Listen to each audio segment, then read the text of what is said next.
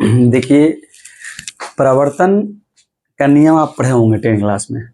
परावर्तन का नियम, प्रकाश का परावर्तन नियम क्या है?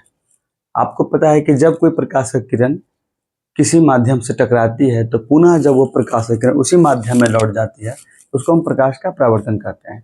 लेकिन हम यहाँ पे पूछ रहे हैं कि परावर्तन में कोण I और कोण R क्यों लिखते हैं? ठीक है, जैसे कभी कभी प्रश्न आते हैं यहाँ पे I और यहाँ R है, क्यों? कोण में हम I ही क्यों लेते हैं, R ही क्यों लेते हैं?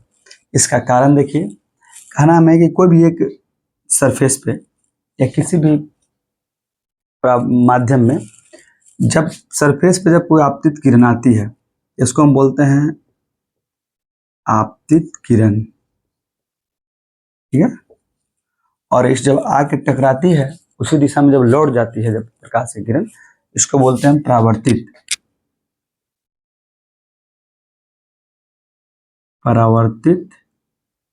किरण। और हम लोग समझते हैं, देखिए, जब कोई किरण, प्रकाश की किरण जब किसी भी वस्तु से टकराती है तो वह किरण उसी दिशा में लौट जाती है।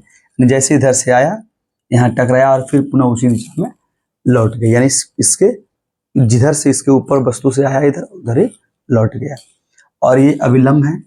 और जब कोई आपतित किरण किसी भी अभिलंब से जब कोण बनाती है तो उसको हम कोण I से दर्शाते हैं, कोण I से दर्शाते हैं। लेकिन इसे I इसलिए कहते हैं कि इसका किरण आ रही है, इसलिए आपतित किरण को हम लोग बोलते हैं इंसिडेंट रे। और इंसिडेंट रे यानी पहला अक्षर उसका I, सही टकरा के वो किरण के साथ दूसरा परावर्तित किरण जब उसके साथ कोण बनाती है तो उसको हम बोलते हैं कोण R।